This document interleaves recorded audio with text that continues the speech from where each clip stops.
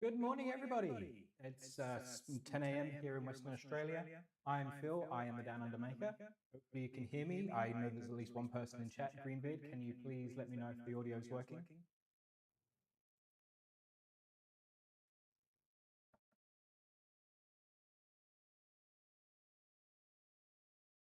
Waiting. Really long wait. Dancing, filling in the time. I'll have to assume that it is working for now. Slight echo. Let me try something. Has the echo gone away now?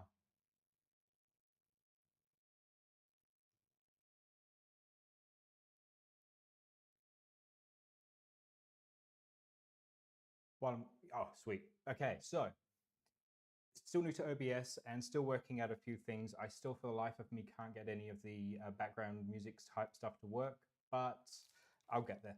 So what we're doing today, hopefully, is moving on to building the filament drives and then the turtleneck and putting some bearings together. I've only got 2 hours at absolute maximum today due to having to pick up kids and things like that. So we will get right into it.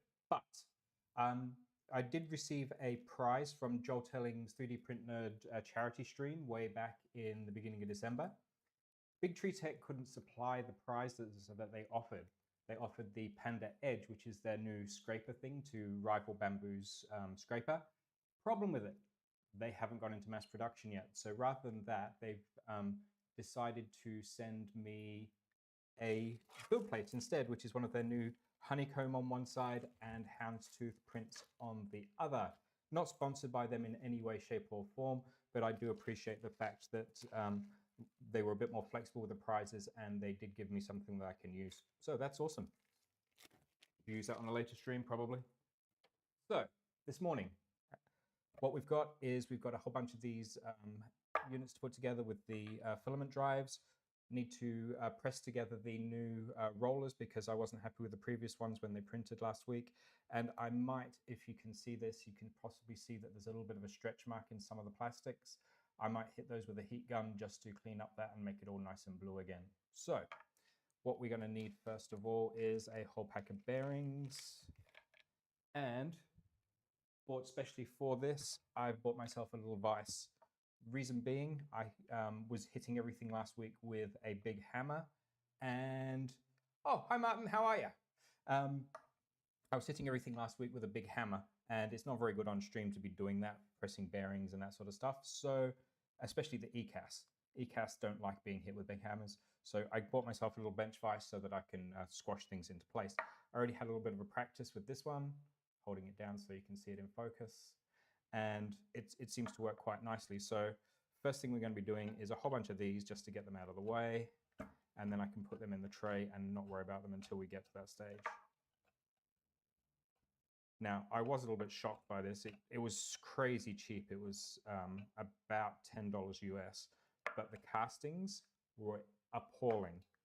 They've obviously machined the top surface here to make it nice and smooth, but on the bottom, they didn't machine the castings at all, so the base wasn't level. So I've had to put these foamy things on to at least give it some chance of sitting level on the desk and not rattling around all the time.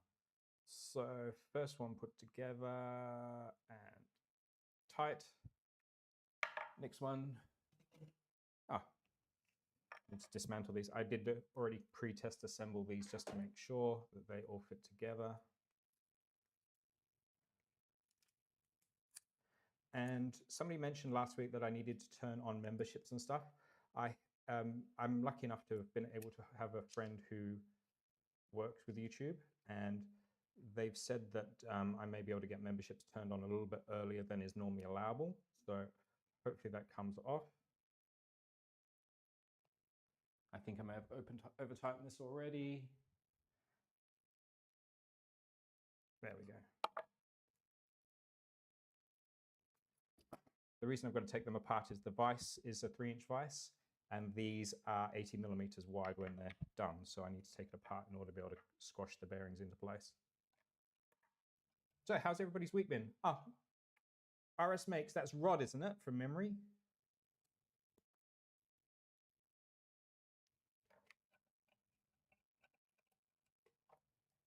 yeah, if you can't hang around, that's fine by me. Just make sure you do like and subscribe if you haven't already, and also please spread the word. Tell your friends. The more people I get watching, the easier it's going to be to get to my subscriber target of 1,000, where I can turn on YouTube monetization, and that will mean that I can do a lot more content. Now, one thing that I have been considering, some people have showed it on their stream as like a concept already, but I'm thinking about actually building on a stream, is that new alternative heatset press, the one that's on an arm, kind of like an old style desk lamp.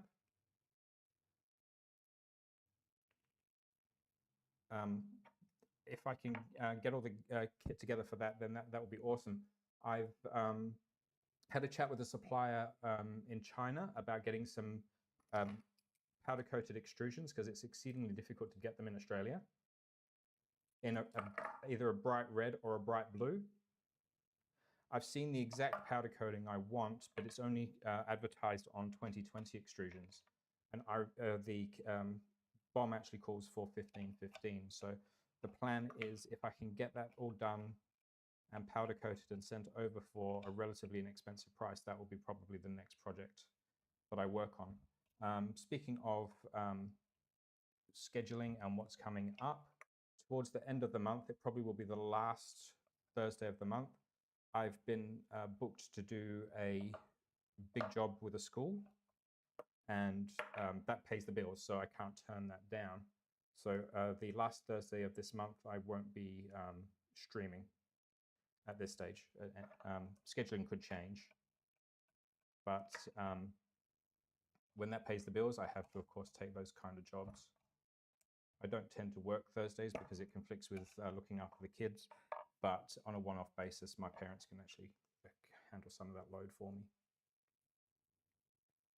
Sorry, doing that off screen. I'm just tightening up the joints. And the last one.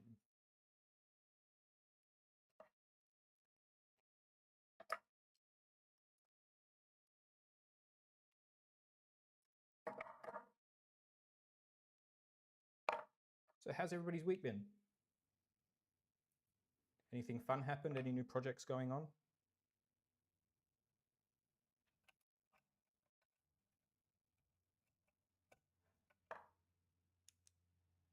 I was kind of hoping Bill would be able to drop in, but he's obviously busy at the moment. That's cool, good.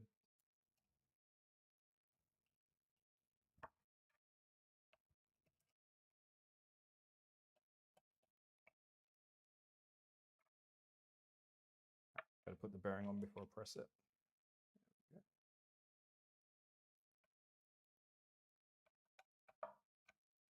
You're a chatty lot this morning. I guess a lot of you guys are getting ready to wind down for bed, aren't you? I woke up early, 2 a.m. my time for Modbot stream. I managed to catch all of that. Then had a couple of hours sleep before the kids woke up. You're stripping down an old Ender 3 to make it into an Ender wire. I just can't bring myself to spend the money on an Ender 3 frame. Mind you, it probably doesn't help that all of the Ender 3 frames I've ever worked with have been a little bit bent. So that kind of has put me off. I've got an Ender 3 sitting over there, but I use it purely and simply for PETG because I don't want to contaminate my other nozzles and things like that. So what have we got done? We've got all the rollers and all the bearings pressed into place. And do you want to see me on screen to warm the plastic up and turn it blue, or are you guys all happy you know how to do that sort of stuff? Now let's do it just the one. Now the great thing about being this close to China is that we can get tools like crazy cheap if you're prepared to go off-brand. This heat gun will do 500 degrees quite happily. I've used it for unsoldering stuff in an emergency. It cost me all of about $6 US. Now, I have no idea if my noise gate's going to work reliably, so brace yourselves. If you're wearing headphones, please be ready, but it should be fine. As far as I know, the noise gates are set up reasonably well. Turning that on would probably help.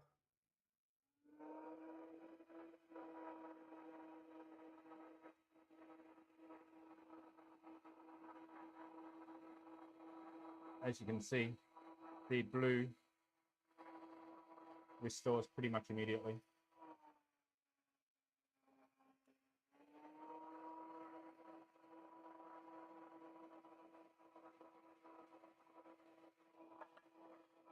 just gets rid of all those little ABS stress marks.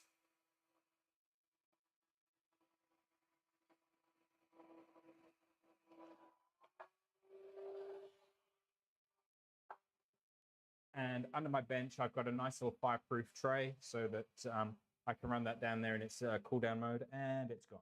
So there we go. Was that bad, good, indifferent?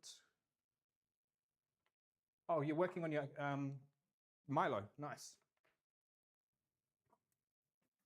Now, next thing I'm going to do is plug in and actually switch on for a change my heatset iron, because last week I kept forgetting to turn it on. Oh, they're working on the box for it. Nice. Has anybody seen the enclosure for the box turtle yet? I had a look at it and I was like, yeah, I'm not very excited. It just seems like very much an afterthought. And yeah, it just, box turtles obviously had a lot of development, and then this seems to be thrown out as like a, people are demanding it, so we better do it, rather than a fully thought out project. So what we've got next is we've got the blocks here. I'm going to bring up the manual for everybody to see. Right, where are we? Extruders.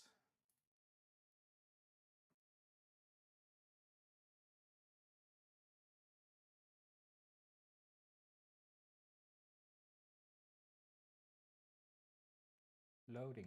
This is taking a while. Now, I have very, very high-speed interweb, so I can only assume that the delays are the trans-Pacific cable for this stuff. Okay, so you'll be needing to build 4 of these. Yes, I understand that. And I need to put in a crap load of heat sets. Good job, I already turned the warmer on. So let's go back to that, and now that. The iron is definitely on, and it's definitely getting warm.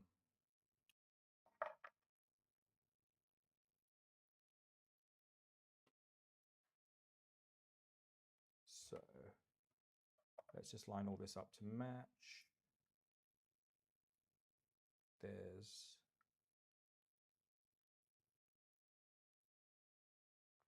that way.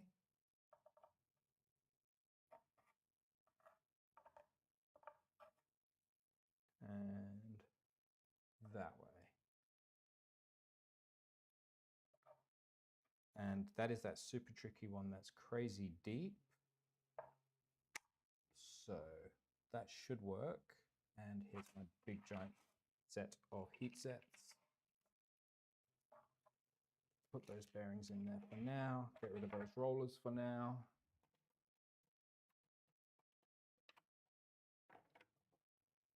In good news, all of those rollers fit nicely and they're all spinning freely. So 1, 2, 3, 4 of those in preparation. I already broke out one of these. One of them has a, I thought I'd already broken all the supports out. Maybe I haven't. I've already done a test and broken out supports on a test one, so I know that they do come out easily enough. So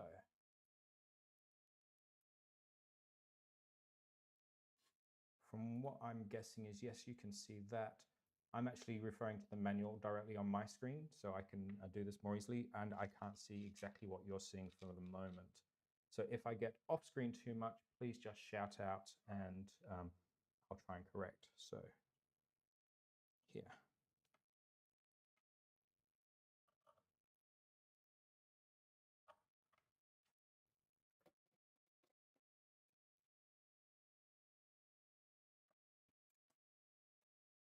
Some people like to turn their parts over and press them on the bench. I found that a stainless steel ruler acts really nicely as a heat sink at the same time. So that's what I'll be using. That's not quite deep enough.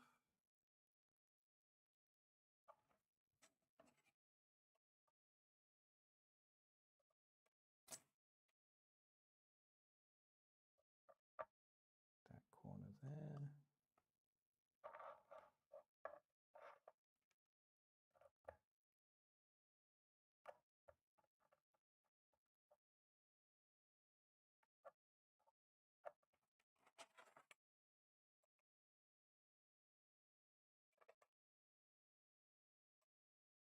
just rotate that. Yeah, I've got all three there. Sorry, talking to myself, guys.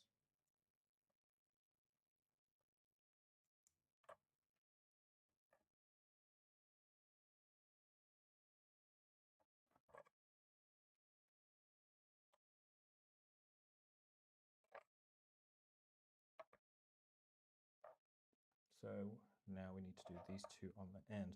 Now, this one needs to go much deeper than the other one. So I'm going to do the really deep one first.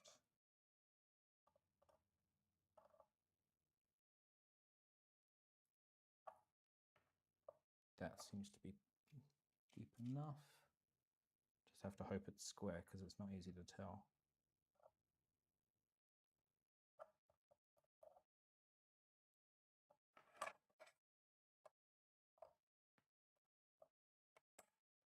Okay, let's quickly go around this. 1, 2, 3, 4, 5 on that one, and 1 on that one. Now, it's just a case of make them all match.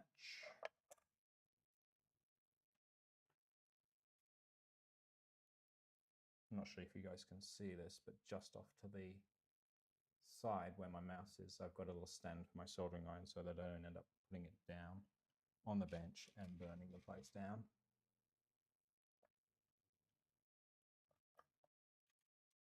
Last week, was it the week before, I ended, yeah, it was off stream, but last week I accidentally let my hot glue gun sit on the bench on my other desk, and it's got a nice little char mark on it because I got called away or something, left it running, and yeah, it was about 12 hours before I found it.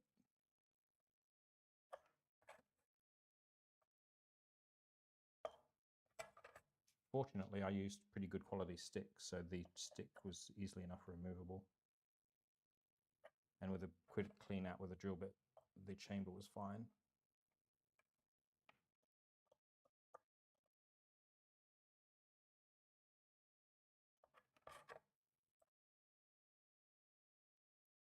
Hi, Clown Hammer.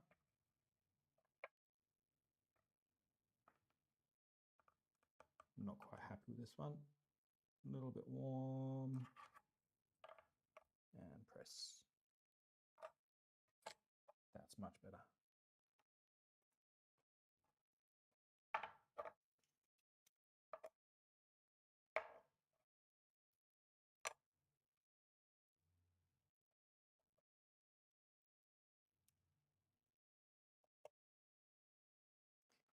Now, some of you might know Australian geography and others of you definitely won't.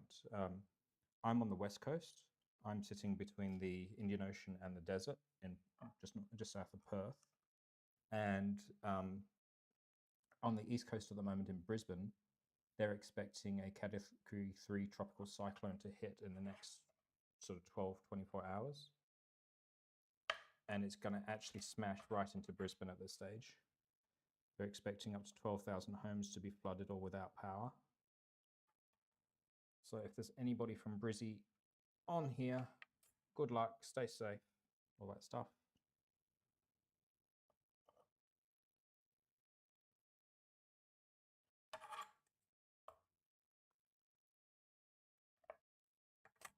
There was a guy on one of the Australian Discord servers a couple of weeks ago. He unfortunately came very, very close to losing his home. He has a rural property that he rents and runs for the owners as some sort of weddings facility. And the bushfire got so close that he was evacuated. All his animals were evacuated. And he was unable to return home for about 3 days. Fortunately, all his gear was safe and all his animals survived, as far as I know.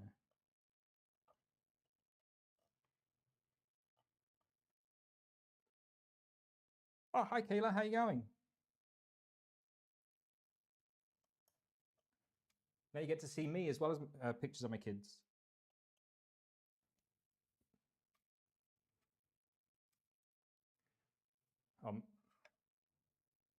While we're on the subject of world weather, my brother's celebrating at the moment. He's in Iowa and he's been told he's on a school day tomorrow morning, your time. So he's happy.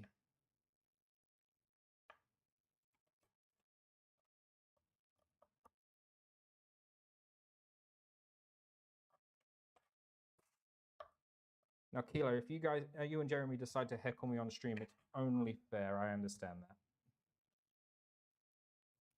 I come onto your streams and give you guys hassle and grief.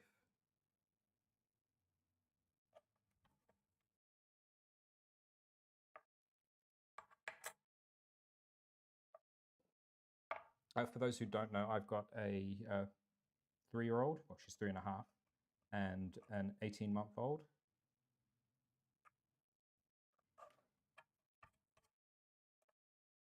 Both of whom are amazing and adorable, but both of them can be, yeah, they take after their mum in terms of their, how can I put it nicely? Because I'm on stream and she might watch. She's fiery, let's put it that way, like most short chicks.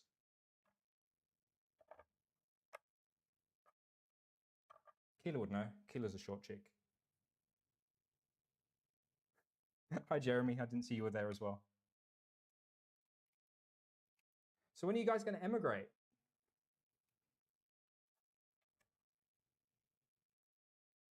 Now, are there any heat sets in the turtleneck while I've got all this set up?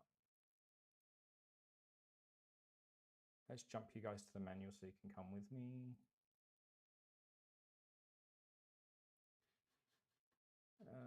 Let's go.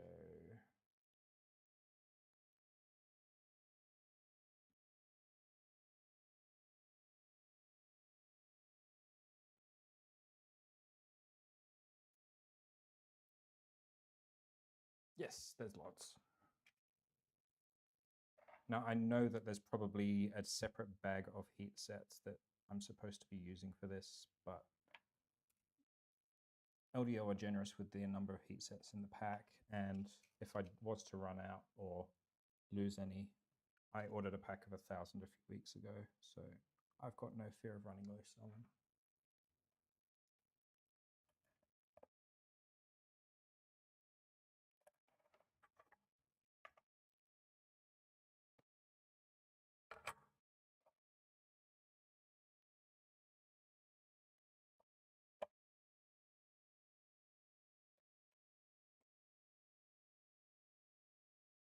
Now, I am going to jump onto the Lee Marie Discord and create a post about ClearPet-G at some stage.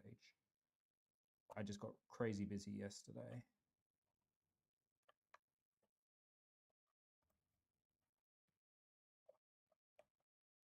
And maybe we can turn it into a little bit of a community resource, because everybody says they do it differently. Everybody's methods that I've tried don't work for me. So maybe we could create a library of things that people can try. Maybe even a flowchart. If this works for you, try this. If this doesn't work for you, try this. And yeah, I won't show that on screen. That was a very big spider. I had it's about this big, and it's got a big red stripe on its back. So he's one of the unpleasant ones. He's gone. All right, jump back to my hands and me. There we go. So, sorry about that. I left you on the instructions, but I've just put in the heat sets into the turtleneck stuff while I was here to make sure that I'm keeping on track. Feisty. That's another way of putting it, Keela.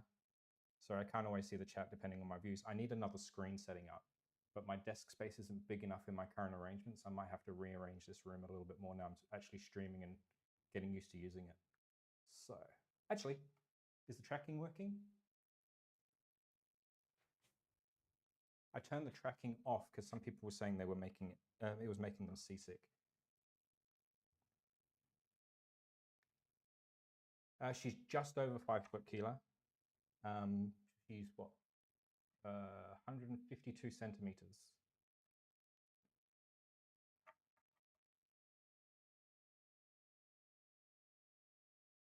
So I'm just trying to see what's going on in chat, making sure I'm not losing anybody.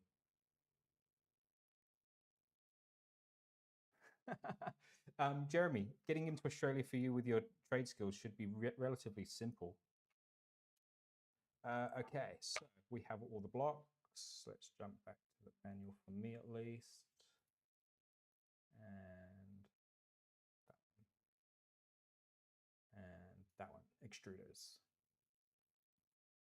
Now for a whole bunch of switches.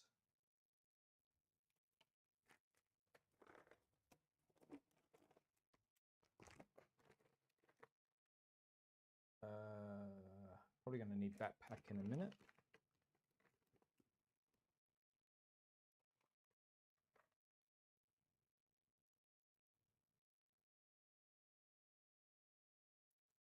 That's prep, so it's not one of those.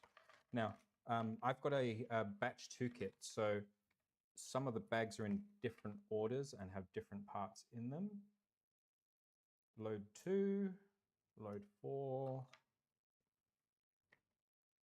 So if what I've got here doesn't exactly match what you guys have seen, then that's probably the reason. A lot of these bags are marked revision A.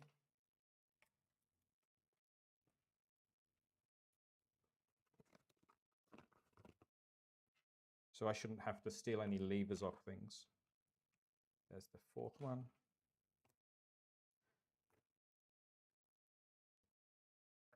I did actually learn quite a valuable lesson off Modbot stream this morning. Well, this morning my time. It's possible that the AFC board will boot up while it's still set to the 5-volt selector. So you do get partial indications like it should be working, but it actually won't. So I am definitely going to keep my eye out for that. What I have is all of the switches. I now need the micro bearings.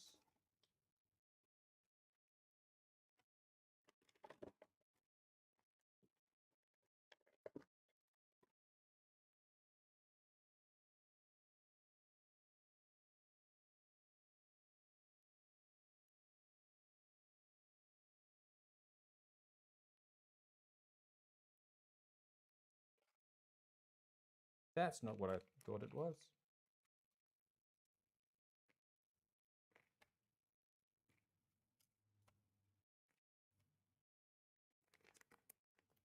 Put that over there.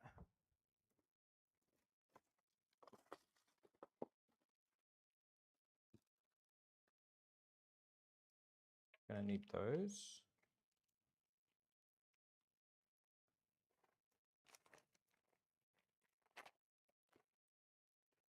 Micro bearings, there we go. The other thing that I'm deviating from in terms of the manual is I've decided that I'm going to give things a go with the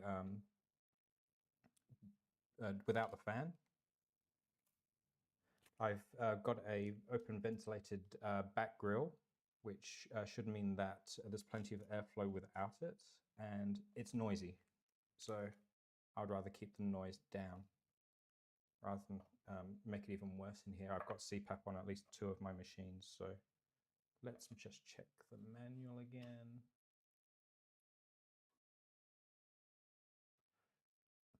Okay, that way around.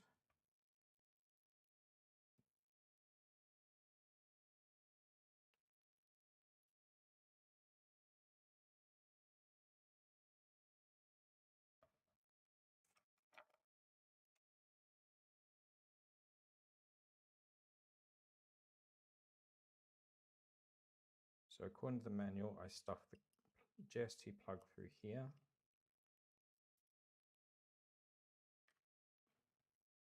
Have the button pressed that way. And the bearing path is that way, so that means the roller should go that way. Tweezers. I have a little pair of tweezers here somewhere.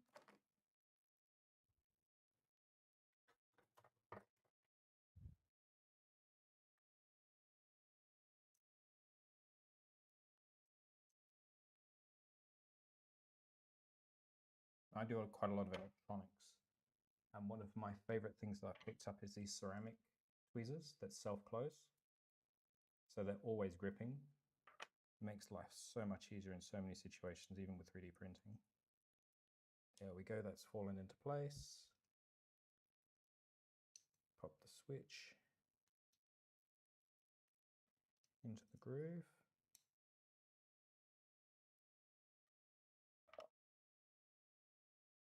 Jump back to the manual just for me for a moment. And it says it just sits there, is that right? Yeah, there's no screw involved. So, right.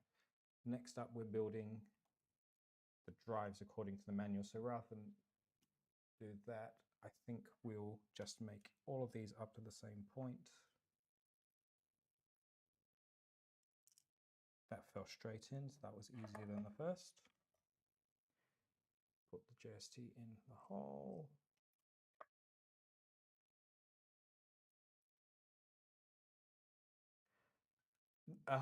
Newcastle's on the whole other side of the country, Jeremy.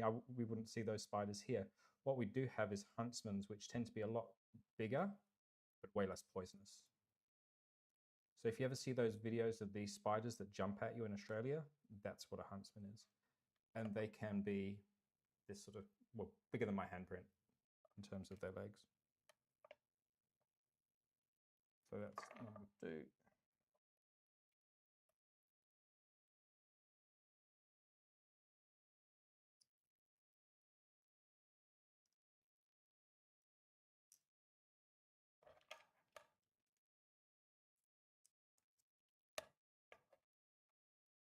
Oh, my buddy's back. I'm not going to show him on screen because I don't want him to bite me.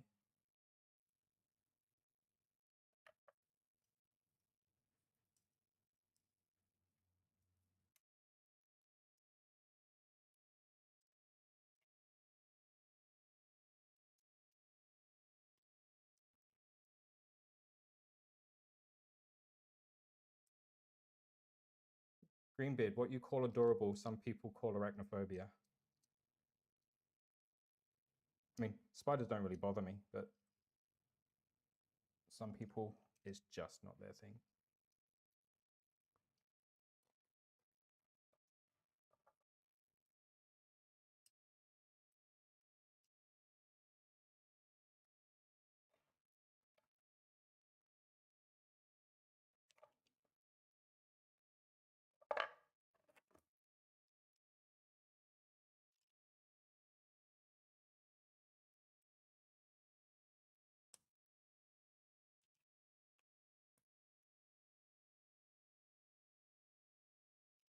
It's not sitting as deep as the others.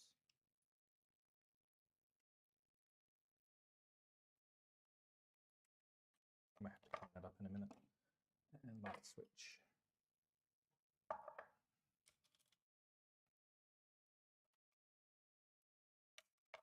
I know what I can do.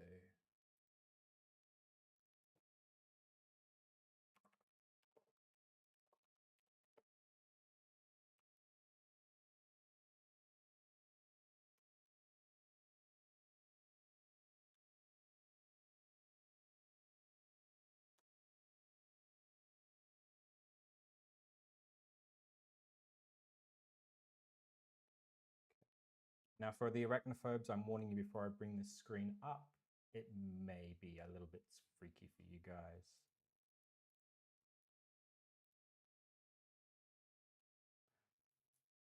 And this guy is the kind that is currently crawling around the room somewhere. Pretty much if you leave them alone, they won't harm you, but if they bite you, you are in trouble. It's a couple of hours down at the ER getting anti-venom and things like that. But I'm of the live and let live kind of way of life. I'd rather take them outside. I'd rather take them outside than squash them. Mostly because they eat the mosquitoes, and the mosquitoes, by and large, are a lot more life-threatening. They carry lots of nasty diseases.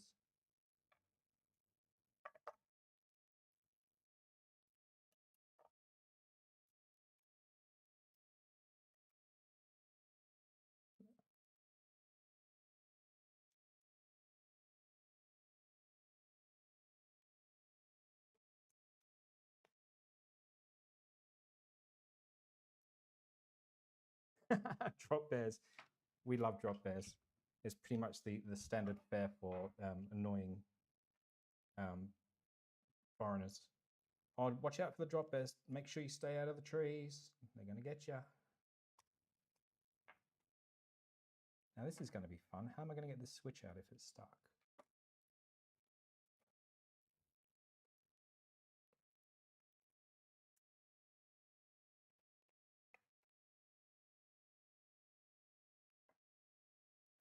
There. Now when I was doing that, I did my best to make sure that I only grabbed the center pole. That's better. Just must have been at ever such a slight angle and it wouldn't fit. Yeah, I only grabbed the center pole, which is unused, so I didn't damage the internals on the switch. So, next step is they want me to build all of the extruder drives, basically the Clockwork 2 style stuff. I'll bring this into view for you guys. I'm sure most of you guys have done that a million times, or at least seen it done a million times. We do have widow spiders, but the black widows like you guys have in North America are a little bit different as far as I'm aware. Clan hammer.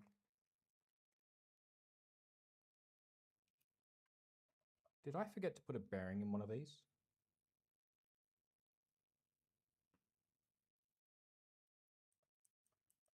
That one's got one.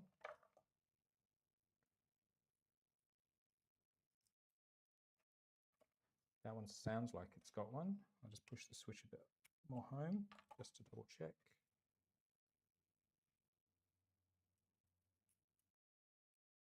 Yep, that's got a bearing. I just had a bearing on the bench, so I'm double checking before I go. It's definitely got one. That's got one. It must have just come out of the hex tray. 1, 2, 3, 4. Put that back in my tools.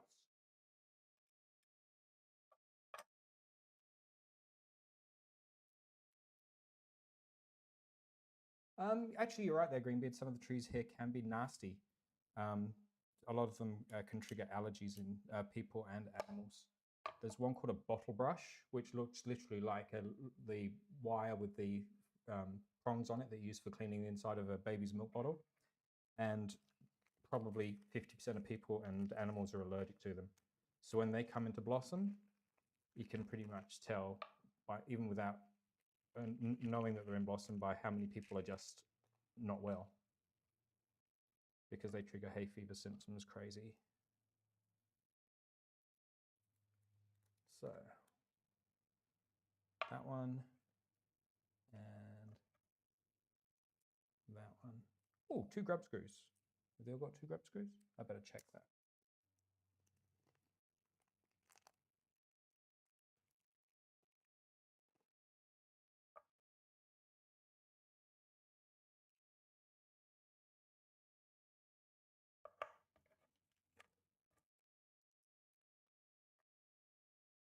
Spare grub screws in with the bearings. So if I go looking for it, please remember it's in with the bearings for me. And I'd better find...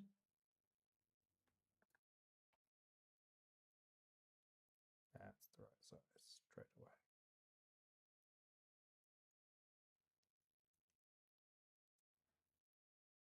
It's the usual LDO fare with the pre-applied Loctite.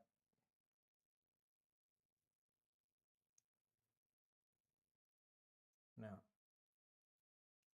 I'm going to leave that just a little bit loose so we can adjust it.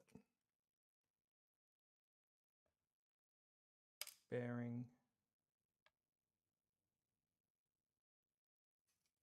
That's what I want.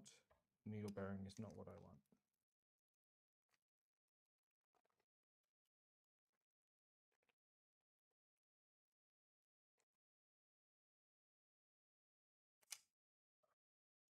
When I had a look at the weather this morning, it looks like today's going to be our last real summer heat day. It's already 35 Celsius outside, so that's what, about 98 Fahrenheit, and we're heading for 38, so which is just over 100.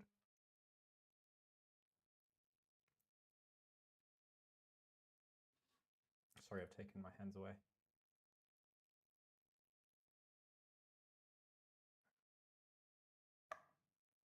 Let me see if I can do something a bit better. Let's add a source, video capture.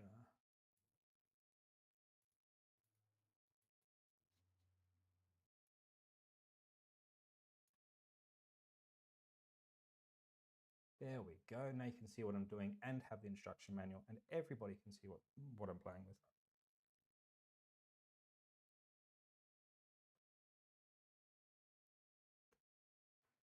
So, first bearing is built.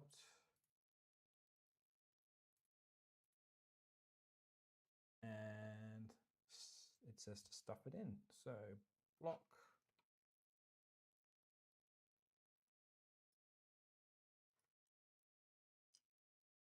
Now, this is the way I normally do it when I do my Clockwork 2s, is I actually normally poke the bearing in first,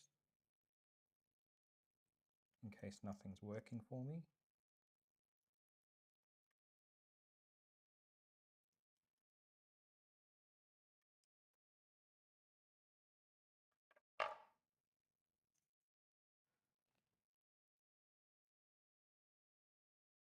So I haven't damaged that because that's gone off the shaft a bit wonky.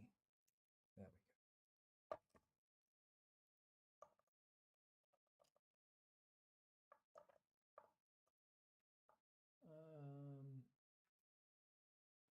So what I've got here is just a normal hex bit.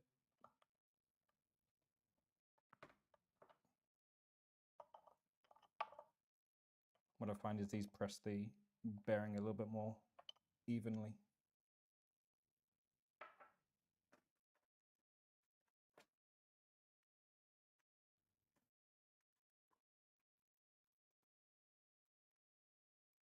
So I've got my tool set just off camera. That's even better.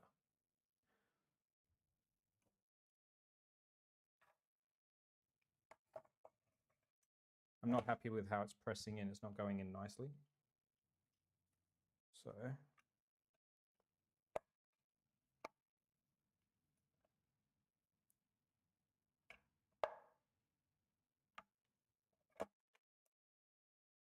that's better.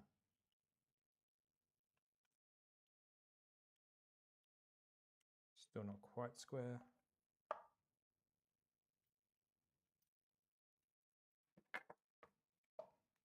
But now it should be a small enough gap to do it with these, so I've got a bit more finesse going on.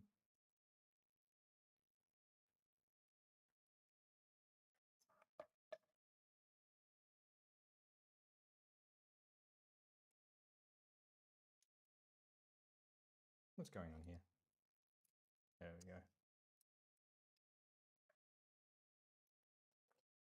And that's too small, of course.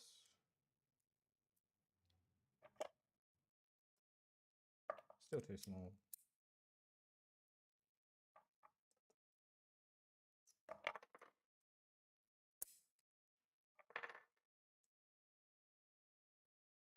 God, I just can't win.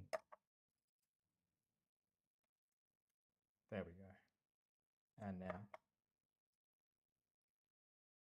the one I skipped was the one I needed.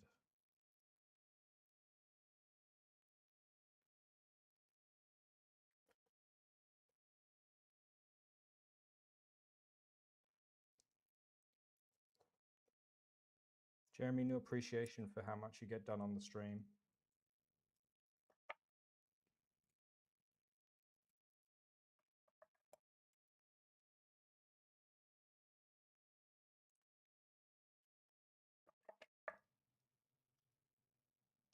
Still not entirely even.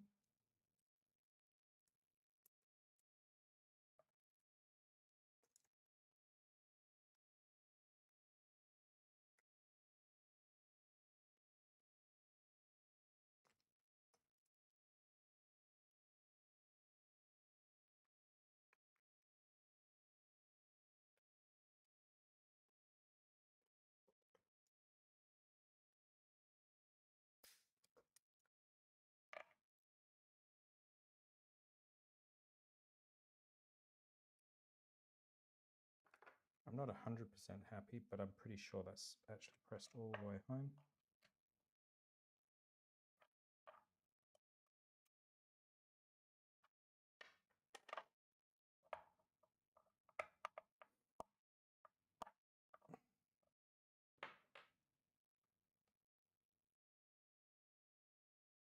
Let's see how this sits.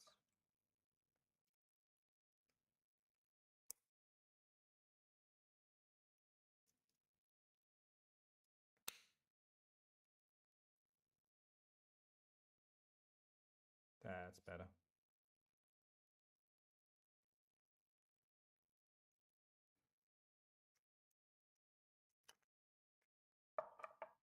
After all that, I think what I need to do is leverage this.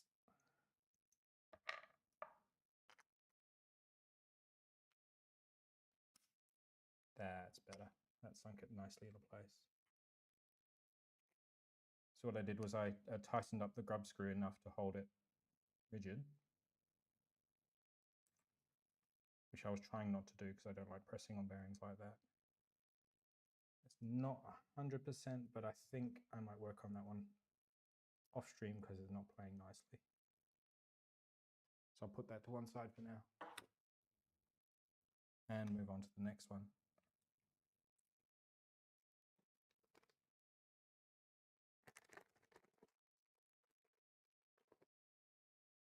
It looks like it's a common thing that there's two in each. Two of the grub screws, I mean.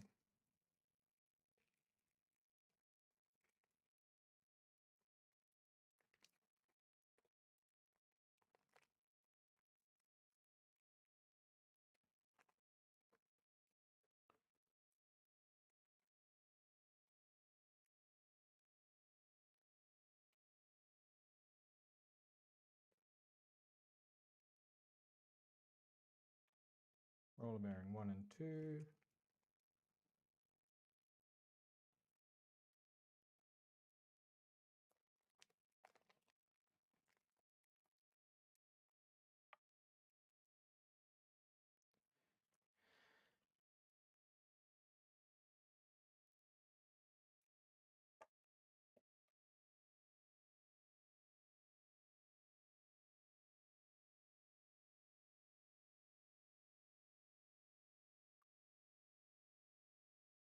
In just enough so that it won't fall out.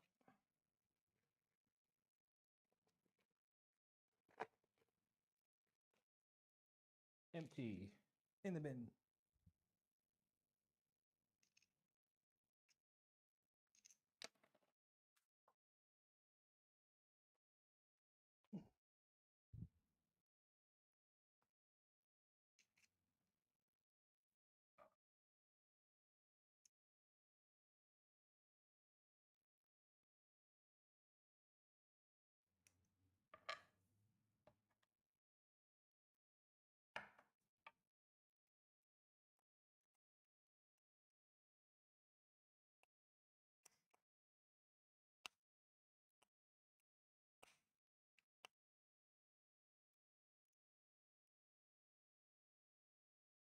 Just examining the holes in here, because if I'm having a consistent issue, it could be that I've got a print tolerance issue here, but I don't think so.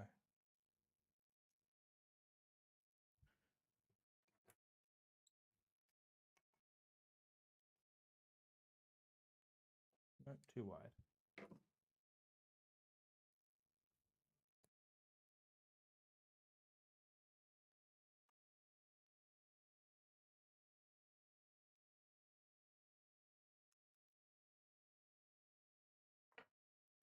That's not working either.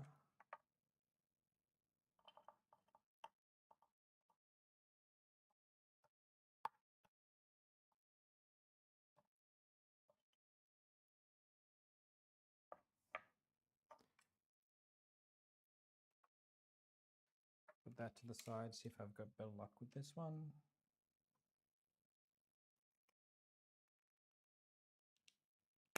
That one went in. I didn't. No, it's just the grub screw slipping.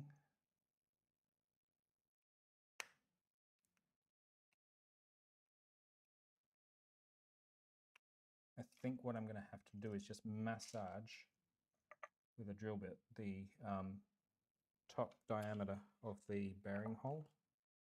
Looks like there may be a tiny amount of over extrusion just at the very entrance.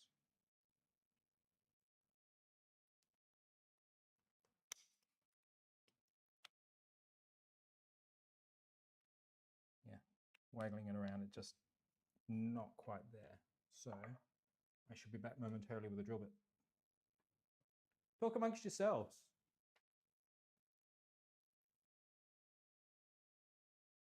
Of course, this is where I find out that I don't have anything that's big enough or suitable.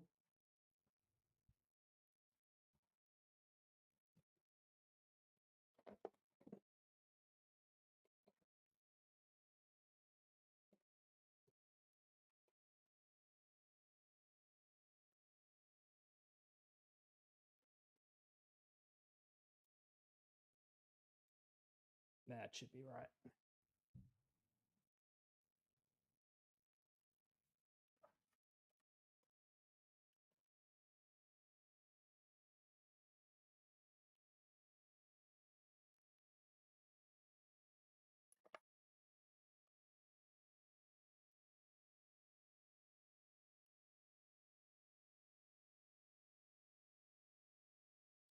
Better. I can feel it just starting to give, but that drill bit's ever so slightly small.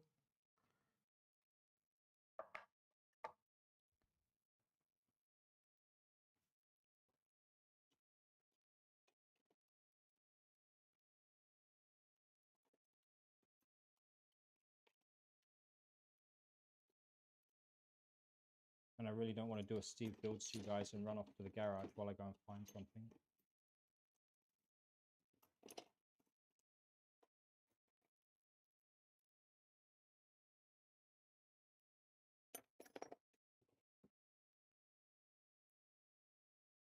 What else could I use?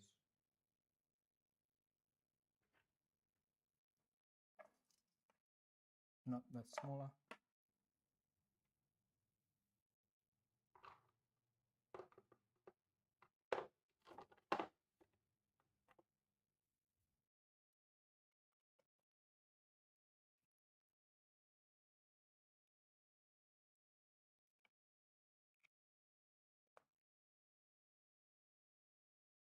I know this is pretty butchery, but that feels like it's just right.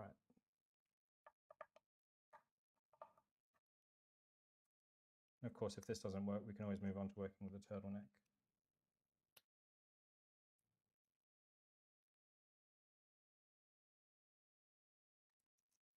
Oh, and that's just massaged in.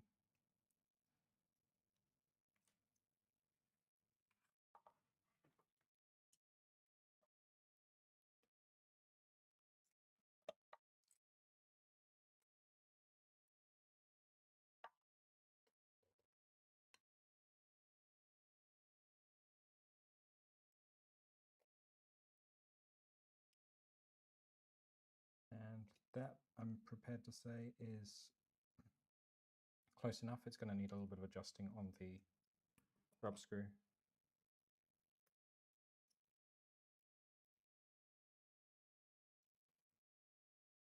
There. So that one's in. Put that to a side so it's a good one.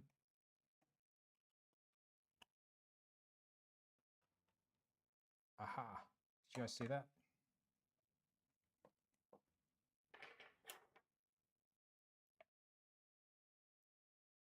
Hopefully you can see that in the camera. That tiny ring is what just popped out, which I suspect is all that was causing me the dramas.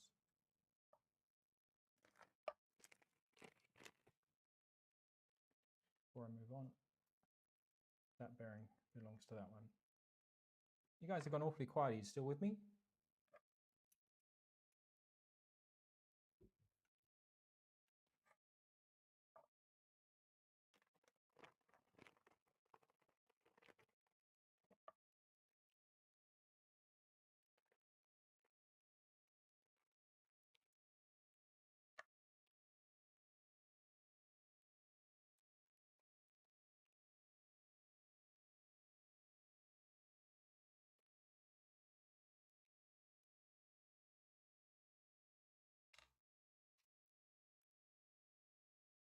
Complete silence. I must be talking to the ether.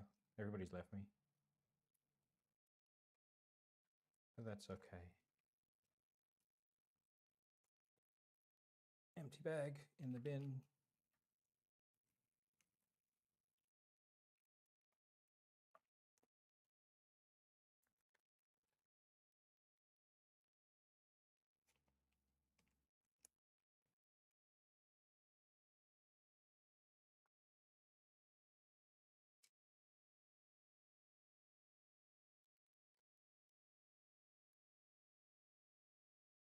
Hello?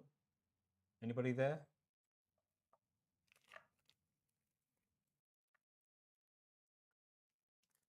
That's okay.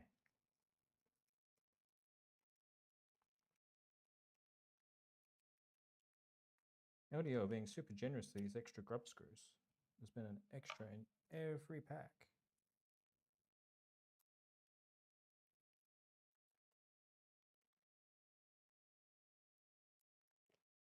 Empty bag in the bin.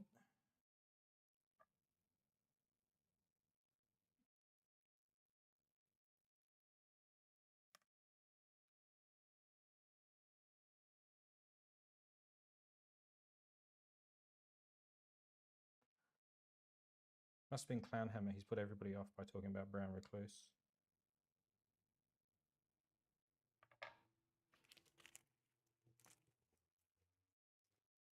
Another empty bag.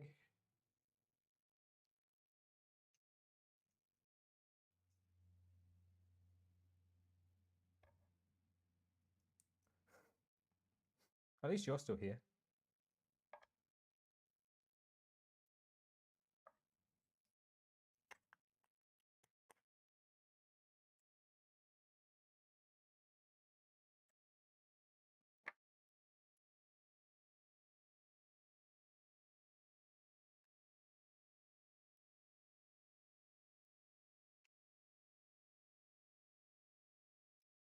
And that just pressed in nicely, so.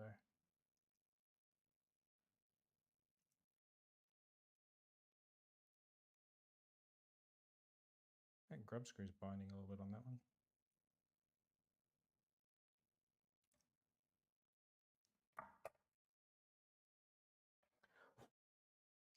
Oh, sorry guys, that might have been deafening for you. Apologize.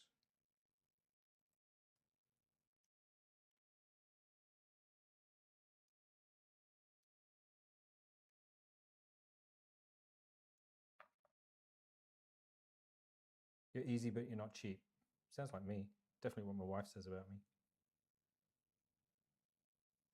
So that one, oh, that one is very loud, but it is all pressed in and working. Let's go back to the others now. I found a process that might work.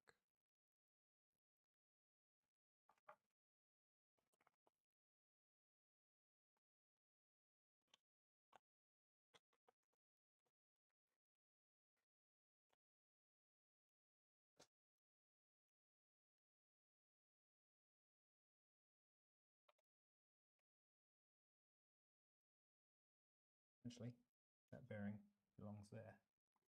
Don't steal bearings from other places, Phil, you'll lose them.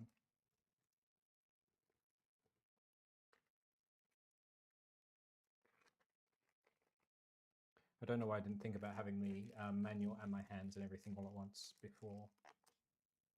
Certainly makes a lot more sense as a view. Empty bag in the bin.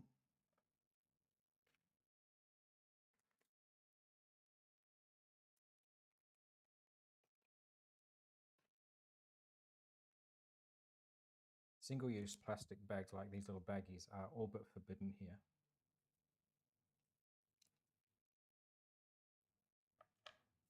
And it feels like such a waste to throw them away, but I don't need them. They just end up clogging up a drawer.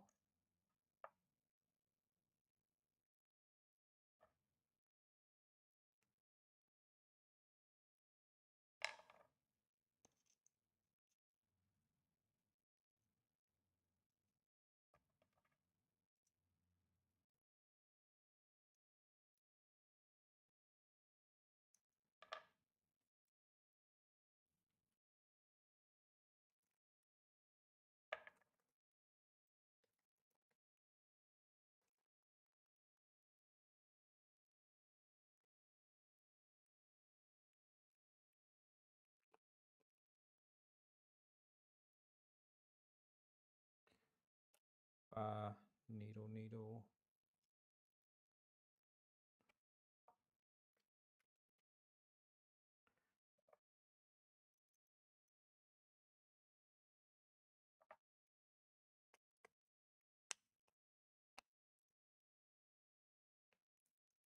Oh, that just pressed in by hand almost.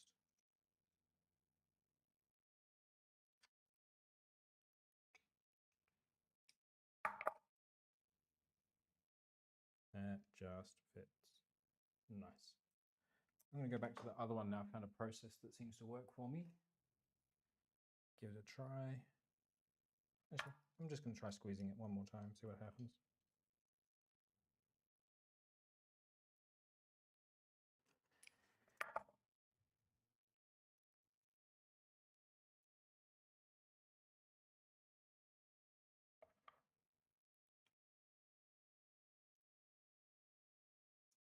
Just feeling a little bit of a binding from the set screw.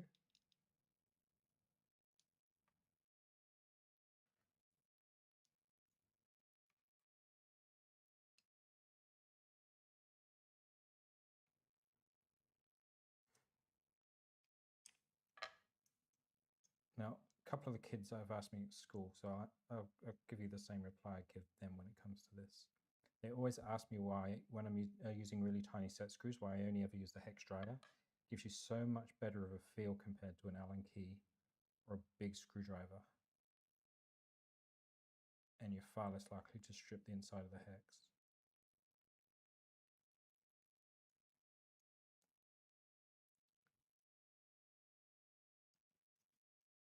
Not as amazing as I would like,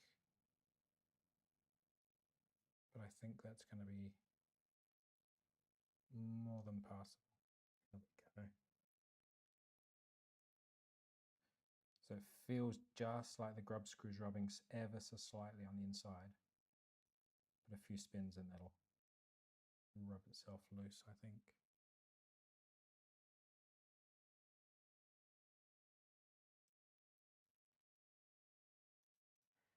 Right, so next up on the instruction manual.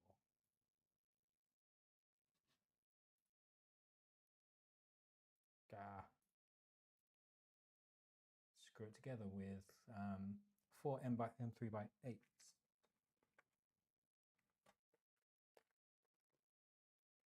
M3 by 8. I think we've got to this time where it's safe to tip some into there. And back to you guys so I can see what you see and me see. Okay, so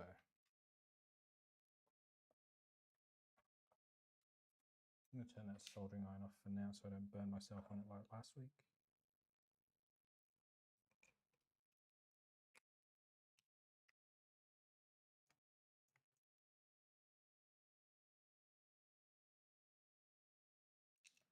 I just spotted that I had an extra bearing sitting here, but I've worked out which extruder that's from. And I need an M3 suitable Allen key.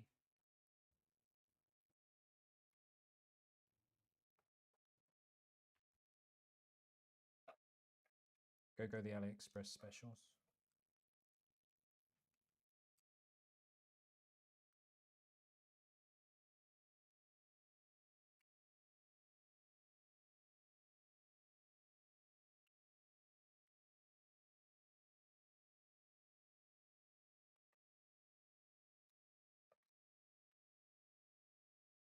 I'm going to be a good kid and I'm going to do opposite corners like you're supposed to spread the loads.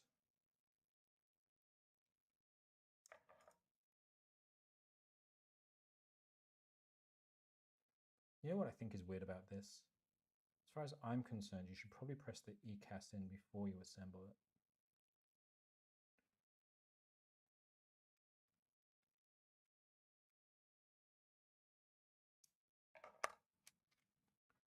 Because if you do that, it means you've got a lot less disassembly if you break it. Let's just make sure I've got this all right. 1, 2, 3, and yep.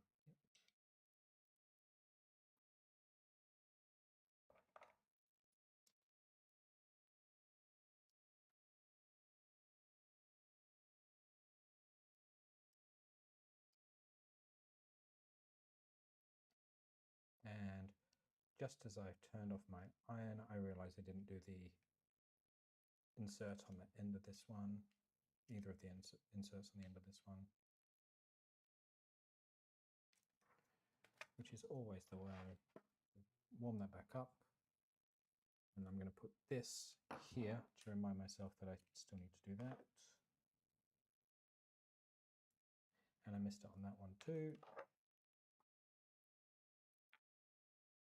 So I only do that on one of them. Yeah, looks like I only did it on one of them. But this is the one I did on all of them, so I can do this one while we wait for it to warm up.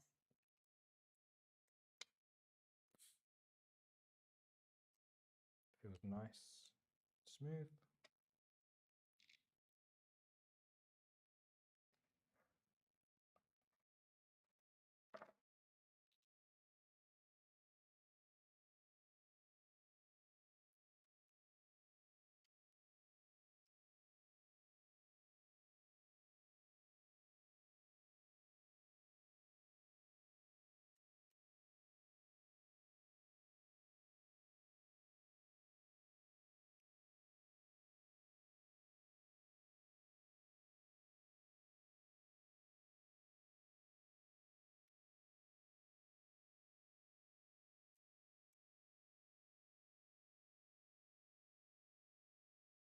Now, during COVID, I used to teach at a school which had remote learning with video for classes.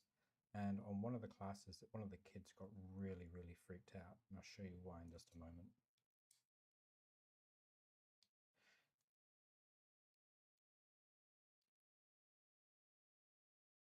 Doing this all on stream and remembering to keep it in camera is pretty difficult, but I'm trying my hardest. So let's show you guys why, just to fill some more time while we wait for iron. Can you see my two thumbs? How they're different? Normal thumb crushed in a vise when I was at high school. Though the woodworking vices in the woodworking shop, they have a little lever so you can slide the vise in and out without actually having to do the winding. And I was just kicking back, leaning my hands over the back of the bench, and my thumb was just off the edge where the end of the bench was. But that's also where the vise was, and it had been wound all the way out. I hadn't been thinking about it. And a kid who'd been using the vise come along, having got really irritated with the fact that the vise wasn't working properly, and belted it with a big hammer. And it slid shut, just went. And yeah, crushed the end of my thumb. So that was fun and painful. So, right, what are we looking at here? Need 2 inserts in that one. That's got the inserts. 2 inserts in that one. And 2 inserts in that one.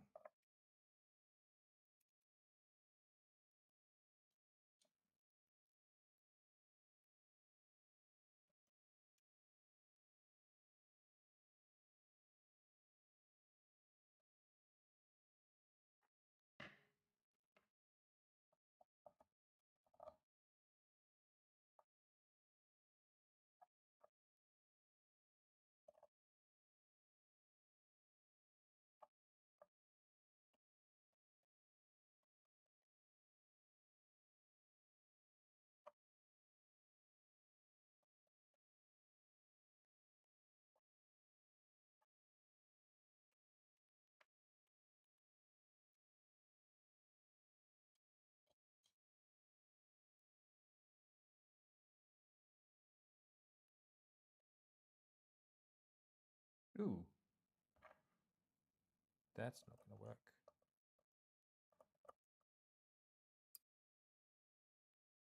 You might not be able to see it on camera, but that heatset is full of swarf. So chuck that back in the box.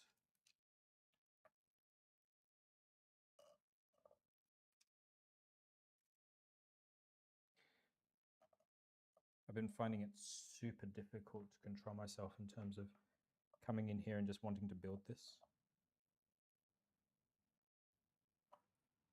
It's been taunting me for a few days. It's just been sitting here going, build me, build me. But I've got another project that I really need to be working on.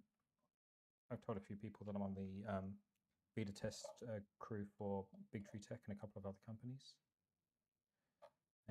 I've got a couple of betas that I really need to get onto in terms of finalizing testing and writing reports. So that's been distracting me just enough to stop me playing with things that I shouldn't. So 1, 2, 3, 4, 5, 6, all done. They've all got those. 1, 2, 3, 1, 2, 3. That's already been screwed together. That needs. That'll tighten up with the other screw. So, side plates.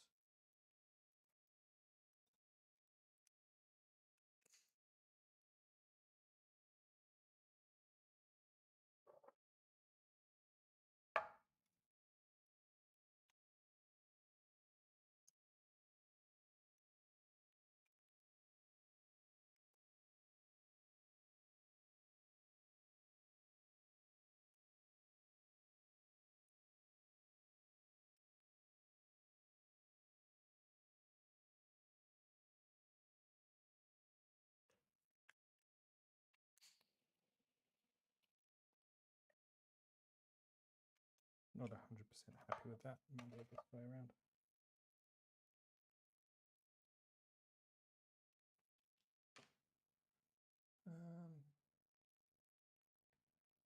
Just looking for something a little bit flat to press against because this bearing's not going in nicely.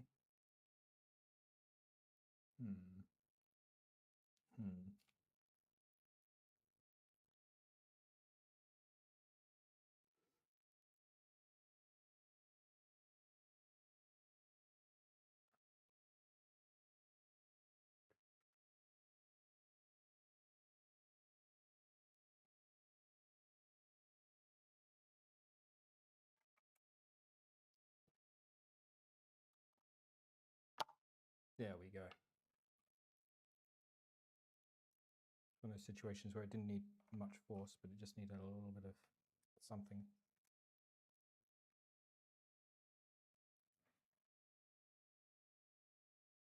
Yep, it's driving nice and smooth.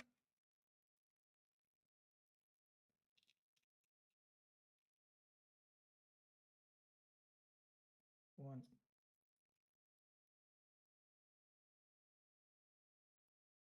Two. 3. Hey, Kegel.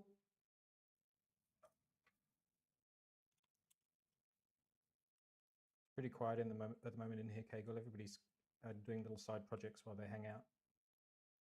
Feel free to chat, heckle, whatever you want to do.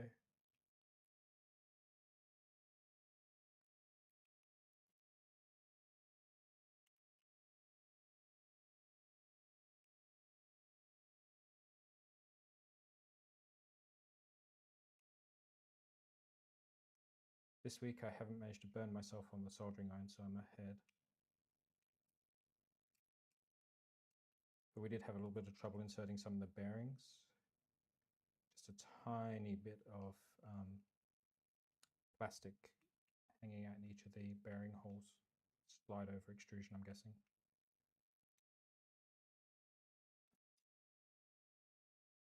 So they're up to the same stage. That one's up to the stage.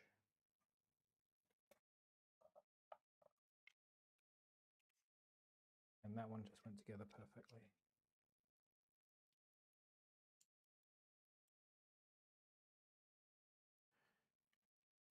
How's your week been, Kegel?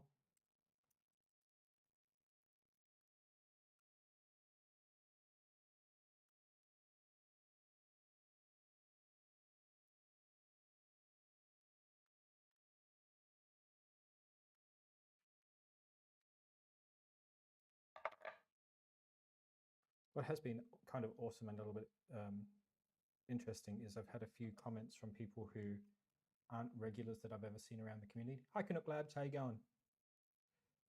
Including a guy who decided to ask in all caps where he could get the kit from in Australia. So I am getting reach outside the community, which is nice to see. YouTube must be promoting me somewhere along the lines.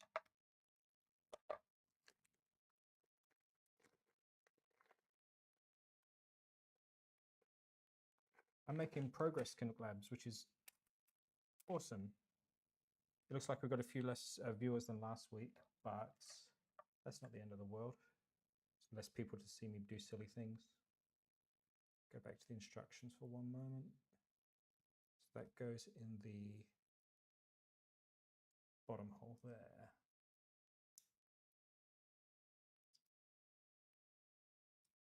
Not quite sure what that does, but the instructions say to do it.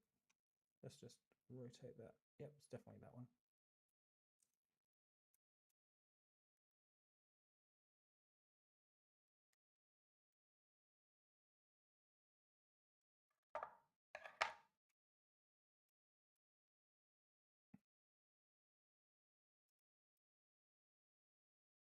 Now, I had intended to do the respoolers today rather than the drives, but I think I've not printed all of the parts, so swapping to this where I know I definitely have all the parts done was the best option.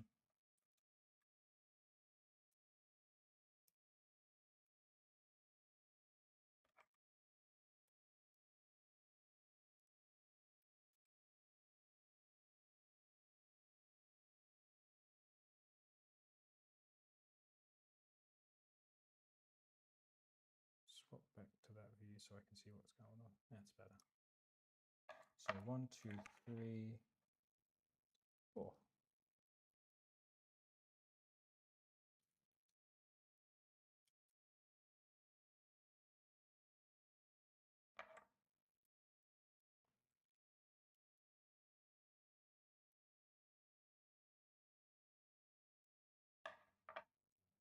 Sub 500 Canadian dollar printers that are any good.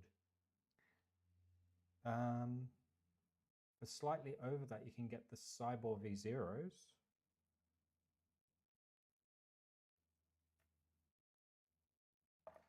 But it's anybody's guess what's going to happen with the pricing for you guys at the moment.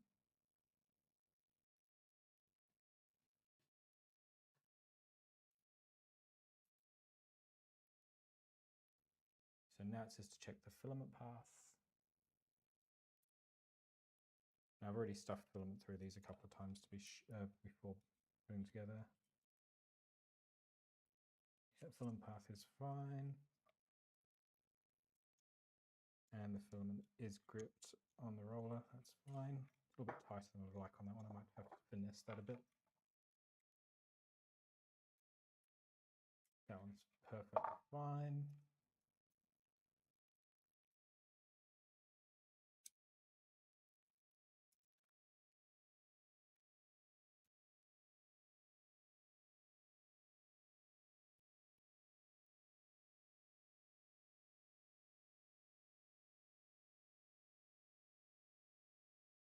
That's all perfectly fine.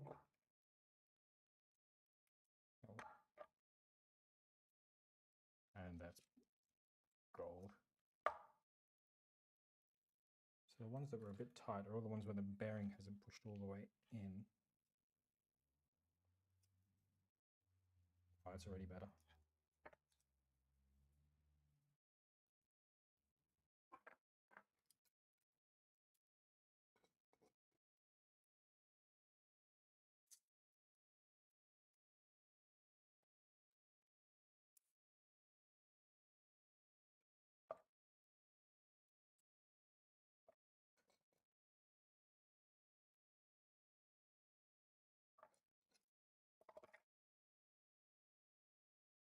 Oh, immediately better. It's just that the bearing wasn't seated all the way in the plastic hole. Next, ECAS press.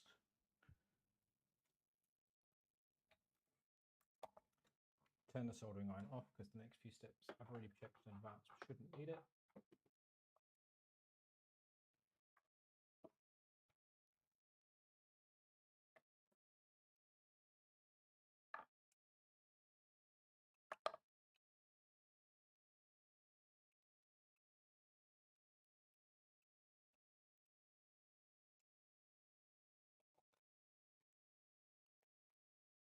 So for those of you who weren't here at the beginning of the stream,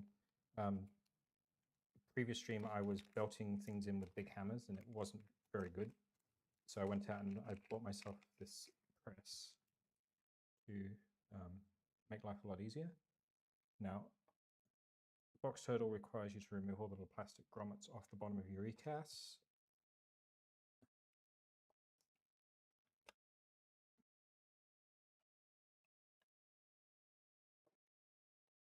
1, 2, 3, and it's pressed all the way home.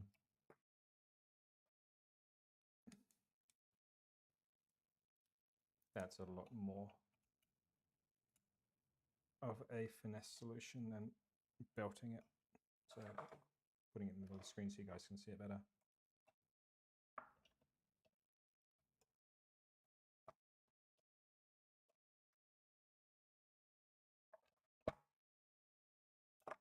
And done.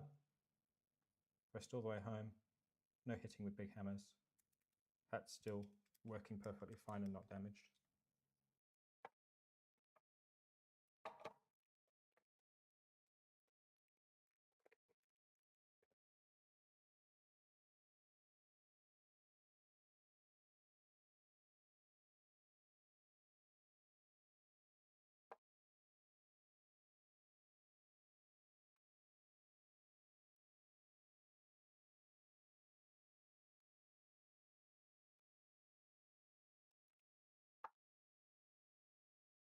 Moving this to the edge of the bench to make me a bit more leverage room. Press, press, press. And there's enough feel that you can tell that it's bottomed out without damaging anything.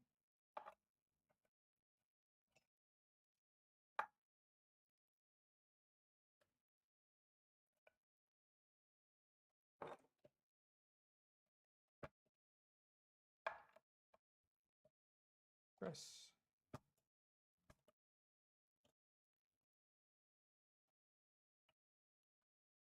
Can I turn up my volume a bit? How's that, Canuck Labs?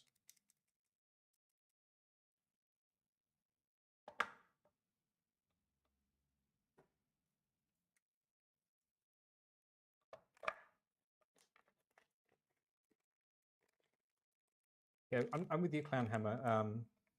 Good is relative, and certainly in that price bracket, it's going to be tough finding something that's going to be really what most people in this community are looking for. I mean, I'm making the assumption that the vast majority of people who are going to tune into me, certainly in the near term, are going to be people like you guys who are regulars around the place and are hanging out rather than necessarily watching me for the content.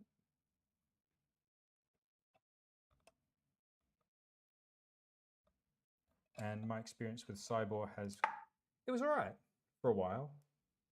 But then just recently I've started having problems with the parts. The parts of the gantry on my V0 literally exploded mid-print. Oh, hi, Steve. Still quiet on your phone. I'll go up a little bit more, but I don't want to go too loud because people earlier said it was fine for them. How's that? Any better?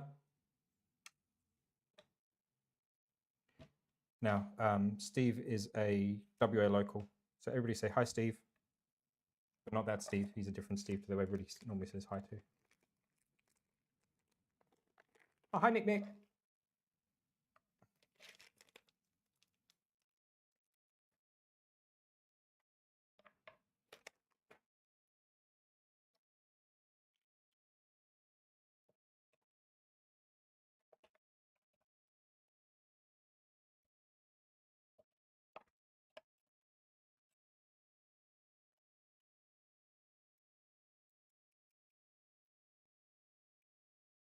I think a lot of the issues that Taylor had with his Cyborg with the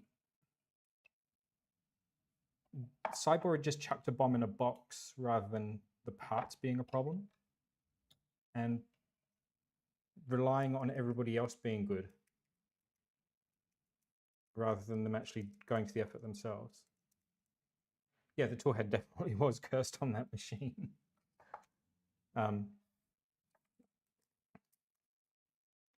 It just felt like they'd seen on that kit everybody's technology, everybody's doing this, everybody's doing this, and everybody's doing this, and they just threw that all into a box, but without ever having really done any testing as their own thing, having done it. They were relying, it was kind of like one of us going out and just buying those parts and self-sourcing rather than anything else. Yeah, the swivel never made any sense to me either. Why would you have a swivel without protected cables? Yeah, it's just things you wouldn't see in industry. Industry would never do that. And when you're building a kit for selling, it should be done to industry standards, not for silliness like that.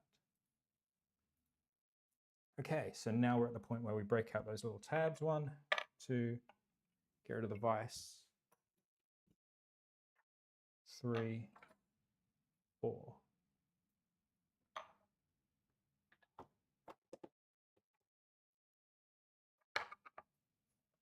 Now I know somebody's going to ask, what tools do I use? The answer is whatever I've got. For instance, the screwdrivers I'm using are a really, really rubbish Aldi, the German food chain set. They are rubbish, would not recommend. But they're what I have at the moment, so that's what I'm using. That's also why I don't mind using them as pry levers for things like this. Pop out. Come on, pop out.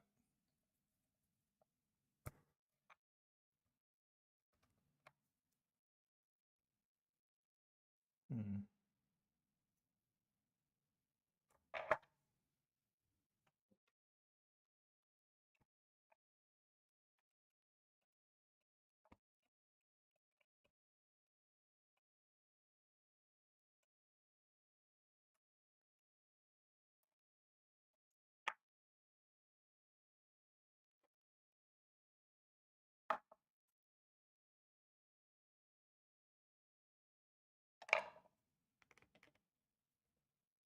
Hold your ears, guys. That one's not moving. Try another one. No, I definitely did a test on these, and the first one just popped out, but I can't find where I put it. There we go. 1. And the part broke.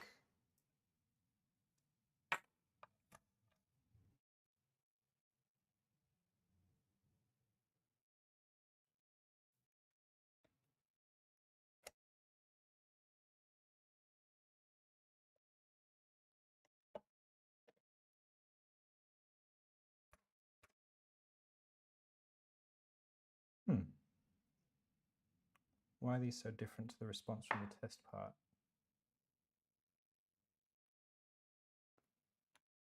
I'm going to find a knife and just ease that.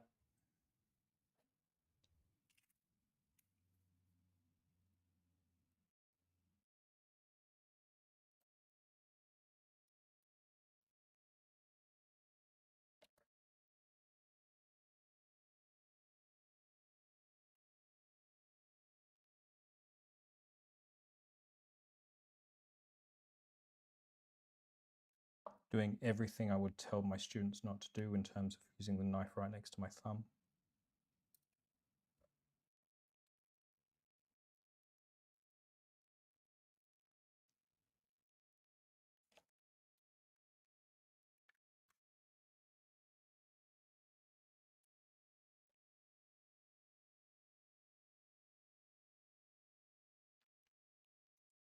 These are well and truly fused.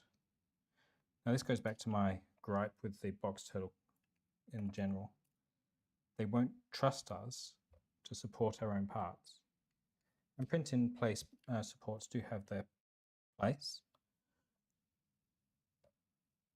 but I would far rather support my own parts, please.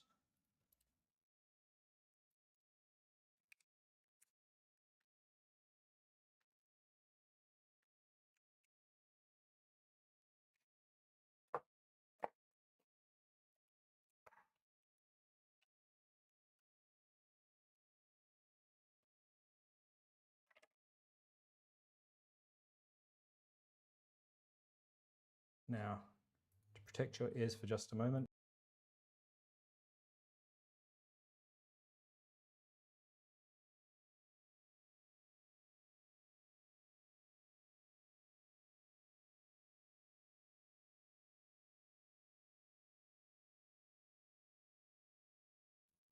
one done.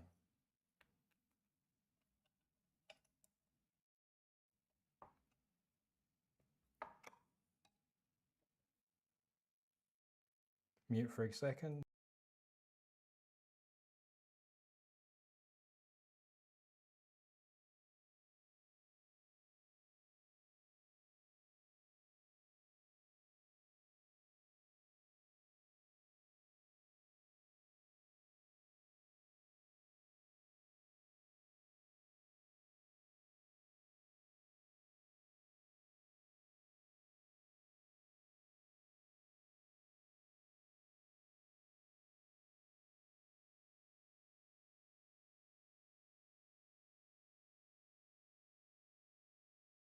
That part is not shifting. I'm going to have to reprint them, I think.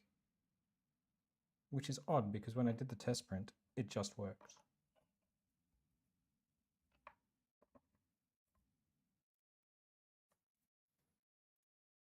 Muting again.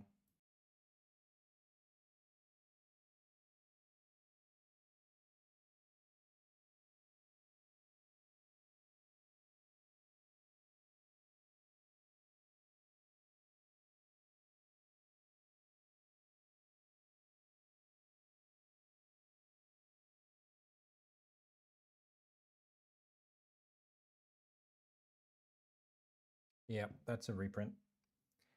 So putting those to the side, let's have a look at this, see if I can clean it up any. So at least I can show this one on stream and I'll do the others off, just to keep on schedule.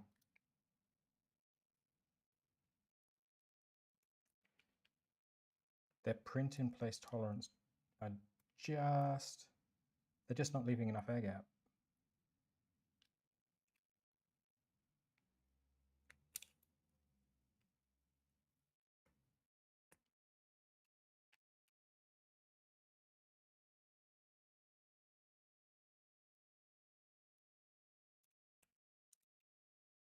I mean, if you get to the point where you're telling people like Steve Builds that they need to tune their printer better, you're not on the right side of history.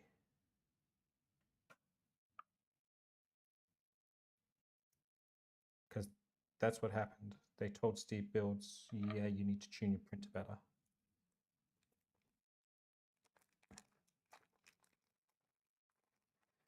With the corner pieces, for those who weren't here last week,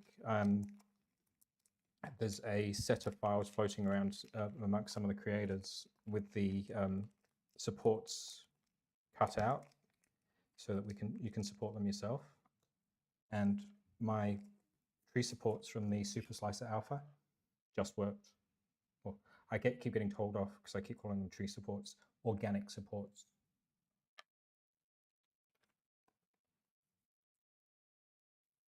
The guys from Box Turtle.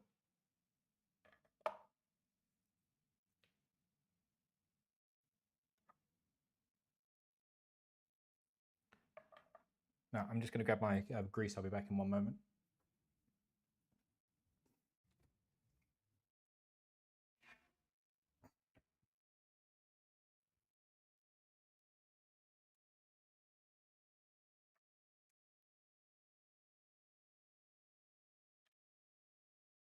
Yeah, take some balls if you're going to tell Steve to tune his printer better. Just putting the tiniest squidge of bearing grease in here. I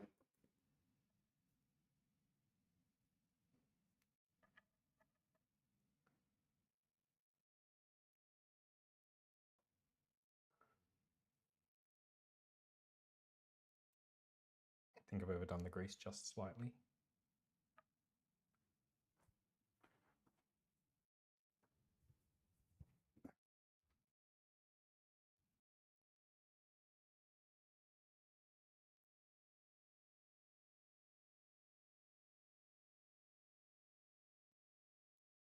There we go. So let's jump back to the manual and line it up.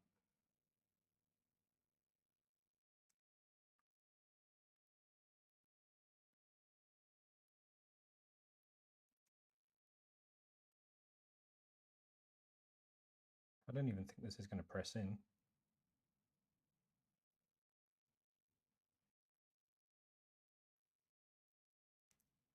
And looking at the grooves, it doesn't look like it's even meant to, which is a bit odd.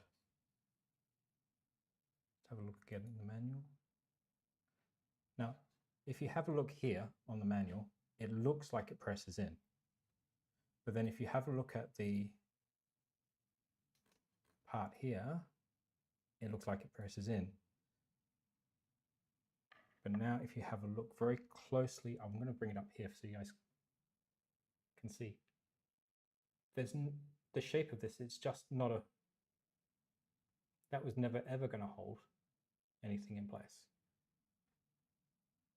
And it's not like I damaged it during printing, because all of them are like that. So I'm going to put all of those to one side. And I think I'm going to move on and do the turtleneck instead for now, and reprint all those parts, because discretion is the better part of valor. So out of here, into turtleneck. Only got about 20 minutes left of me streaming anyway. So we've already done the heat sets. Now we need to press in the ECAS. So I need to bring my vice back anyway. 1, 2.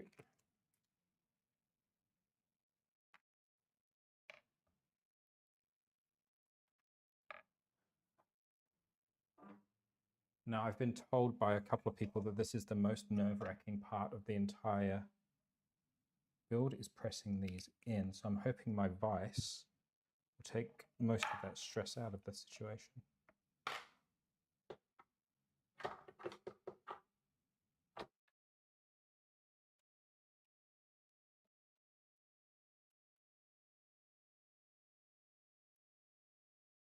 Hi, JPP. The guy who wins everything on everybody else's streams. You and Tintalum this week, I swear.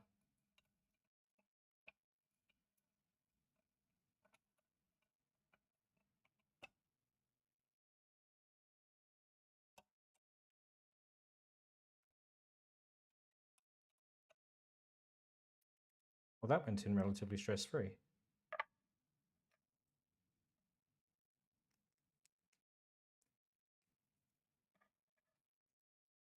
Now, the other thing I've been told is to put the two halves together to spread the load a little bit.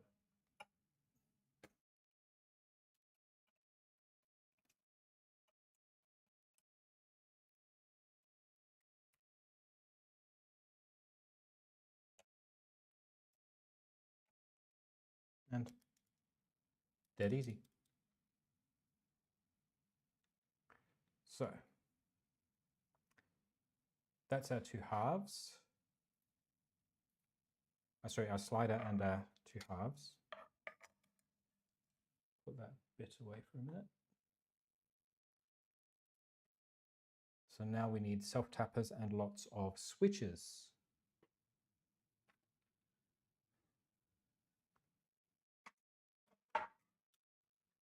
Now, I've seen those switches earlier, so I know they're around. There they are.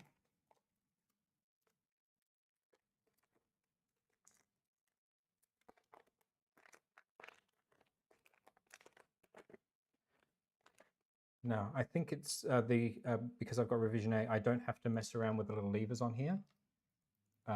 Some of the other people who've put them together had to move levers around and things like that. The levers were in the filler matrix bags on the old version. This is a Rev A, so that means that that's already been handled in this package.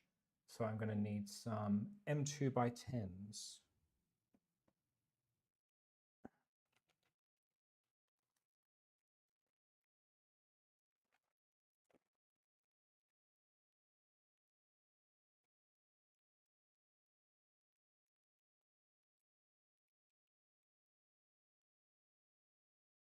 M2 by 10 4 pieces.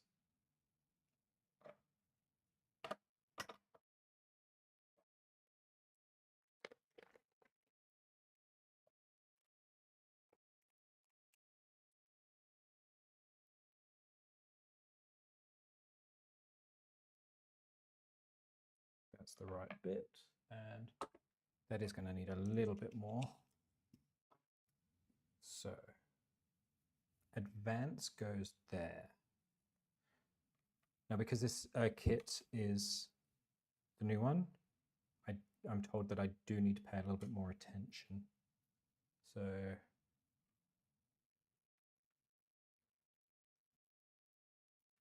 this is the LDO kit. If you have a look at the manual versus what I have, you don't put the legs through the little holes. You simply mount it like this. So this is trail, which means it goes there.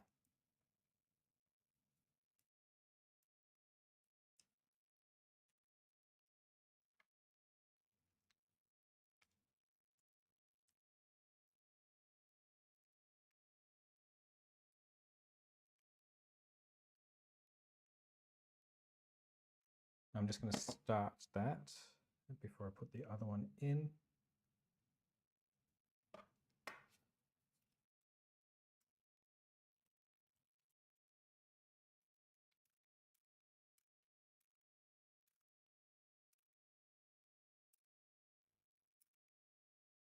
Who needs an LDO? Sorry, an LTT screwdriver.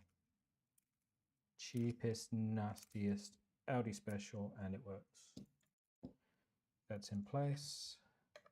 Now I need the other switch.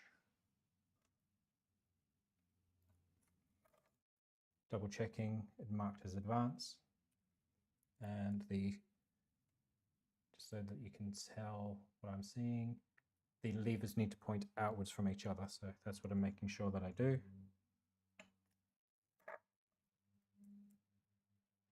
I don't remember who it was, but I watched one guy on a stream. He spent ages and ages and ages putting this all together to realize that he got not only did he not have the levers put on out of the filler matrix bag in the old cassette, but he'd also got the switches mounted backwards, and he'd started to strip the plastic that the self-tappers go into. So he was in a whole world of hassle and pain, and we ended up encouraging him to just reprint parts.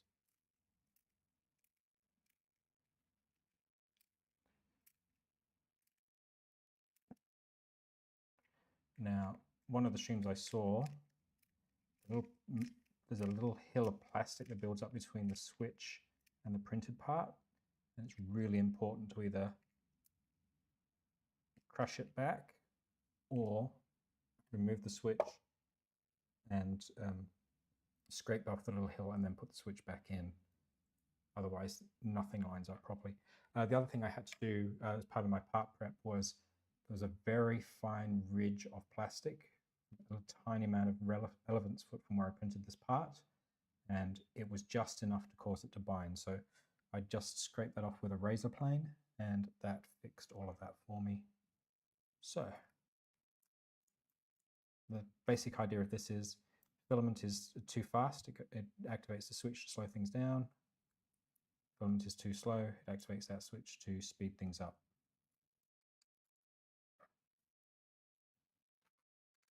Two halves together, and I can feel both switches activating.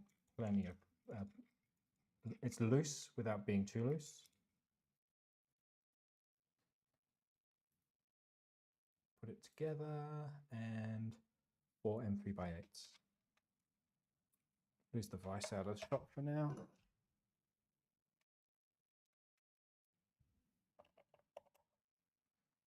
Jump back so I can see chat again.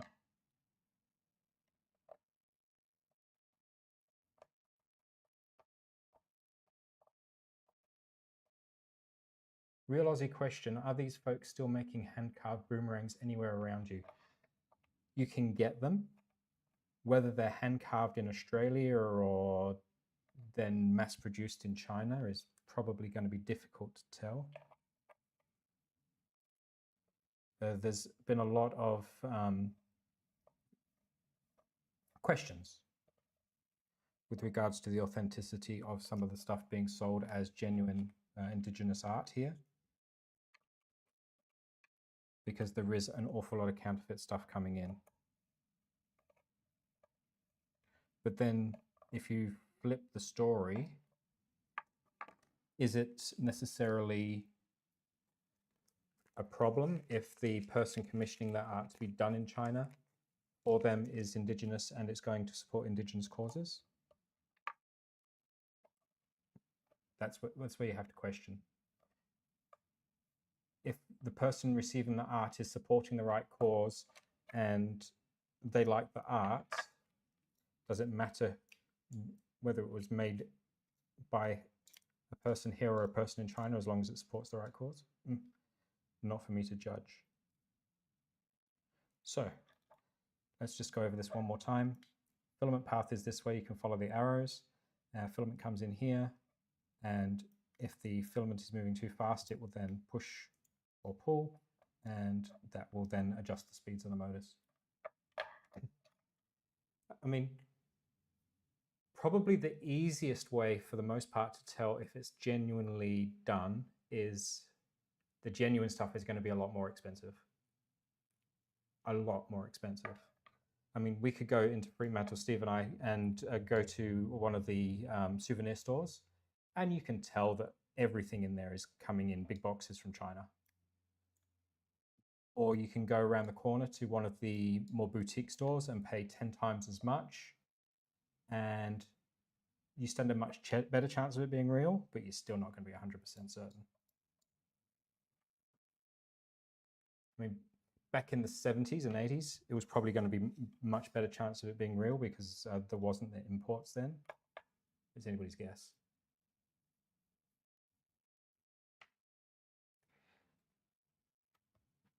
I think having something made with interesting Australian wood would be cooler than something that made with whatever wood China was being used. Yeah. Hey, part of being here and being Australian is, well, I'm not even actually Australian for the record. I was born in the UK, but part of me doing this stream is presenting things from a different point of view. Everything, well, by and large, what we're seeing is North American, apart from maybe CNC Kitchen and Tom Sandlander, for the big creators at least. So seeing something on a more live stream basis would be, from Australia, is going to be different. We have different tools, we have different things that are available to us. Yeah, unbreakable plastic ones. Probably one of the ways that will help you decide if it's real is if you can check that the wood is either Marri, M-A-R-R-I, or Carri, K-A-R-R-I. If the wood is that, then the chances are that it probably is at least of Australian provenance. Whether it's legit done by an Indigenous person, still taking the gamble. Yeah, we have a different point of view down here, don't we, Steve? One thing about Australia is very few people get stressed about things. Everything is, take it easy, mate. Just chill, just relax. I mean, there's some people who get way too wound up about things, like everywhere, but for the most part, Australia is more about, it's too hot to get wound up about things.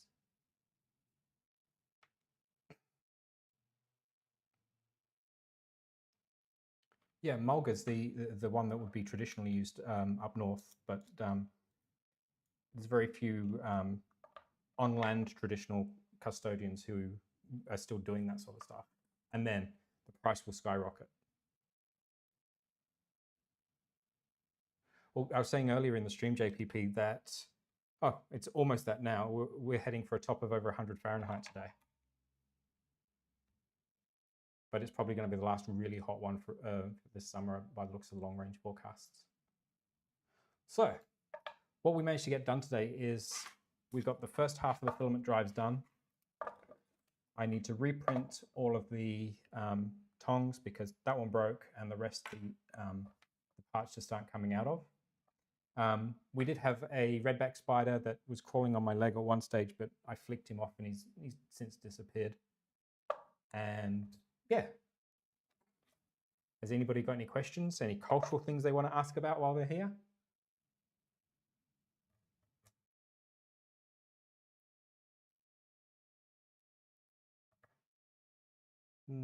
Doesn't look like it. So with that, we've got 10 minutes before the end of my streaming window. And rather than dive into something new, which is not prepared for, I'll wind it up here for you guys. We'll be back at the same time next week and hopefully the week after.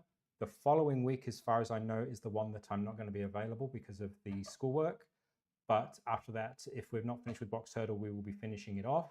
And then hopefully by that point, I'll have all of the parts in place for the heatset arm thing that everybody started to see online, and we'll build that instead.